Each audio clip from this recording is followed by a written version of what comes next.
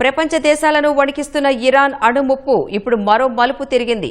ఒకవేళ అమెరికా లేదా ఇజ్రాయెల్ దళాలు తమపై మరోసారి దాడికి దిగితే అణుబాంబు తయారీకి అవసరమైన వెపన్ గ్రేడ్ యురేనియంను సిద్ధం చేస్తామని ఇరాన్ సంచలన హెచ్చరిక చేసింది.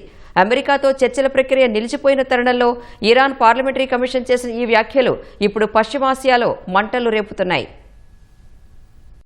ఇరాన్ పార్లమెంటరీ కమిషన్ ప్రతినిధి ఇబ్రహీం రెజాయి సోషల్ మీడియా వేదికగా చేసిన ఒక పోస్ట్ ఇప్పుడు ప్రపంచవ్యాప్తంగా చర్చనీయాంశమైంది. తమపై మళ్లీ దాడి జరిగితే 90% యురేనియం శుద్ధిని పరిశీలిస్తామంటూ ఆయన హెచ్చరించారు. ఐక్యరాజ్యసమితి అణు పర్యవేక్షణ సంస్థ నివేదికల ప్రకారం ఇరాన్ వద్ద 11,000 కిలోల శుద్ధి చేసిన యురేనియం నిల్వలు ఉన్నాయి.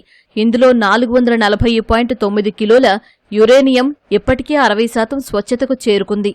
అణు శాస్త్రవేత్తల ప్రకారం 0 నుంచి 20% యురేనియంను శుద్ధి చేయడం కష్టం. కానీ ఒకసారి 60% చేరుకున్నాక దానిని అణుబాంబుకు అవసరమైన 90% వెపన్ గ్రేడ్కు మార్చడం సాంకేతికంగా చాలా చిన్న అడుగు మాత్రమే. అంటే ఇరాన్ ఇప్పుడు అణుబాంబు తయారీకి అతి చేరువలో ఉంది.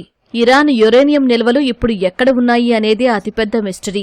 గత ఏడాది జూన్లో జరిగిన 12 రోజుల యుద్ధంలో ఇరాన్లోని ఇస్ఫహాన్ అణు కేంద్రంపై అమెరికా, ఇజ్రాయెల్ దళాలు భారీగా వైమానిక దాడులు చేశాయి. ఆ దాడుల సమయంలో అక్కడ ఉన్న యురేనియం నిల్వలు క్షేమంగానే ఉన్నాయని ఐఏఈఏ చీఫ్ రాఫెల్ గ్రాసీ అనుమానిస్తున్నారు. కానీ గత ఏడాది కాలంగా తమ అధికారులకు తనిఖీలకు అనుమతి లేదని, అక్కడ సీళ్లు సక్రమంగా ఉన్నాయో లేదో కూడా తెలియని పరిస్థితి నెలకొందని ఆయన ఆందోళన వ్యక్తం చేశారు.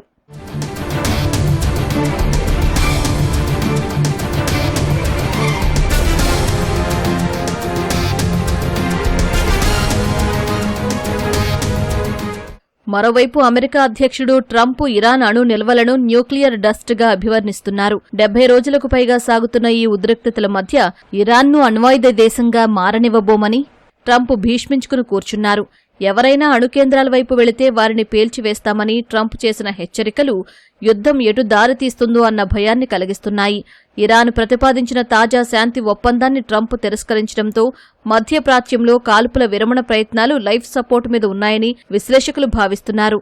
ఇరాన్ తన యురేనియంను మరో దేశానికి తరలించేందుకు సిద్ధమని చెప్పినా అమెరికా మాత్రం నమ్మడం లేదు. ఇరాన్లో అణుబాంబు తయారీ జరిగితే అది కేవలం ఆ ప్రాంతానికే కాదు, మొత్తం ప్రపంచానికే ముప్పుగా మారనుంది.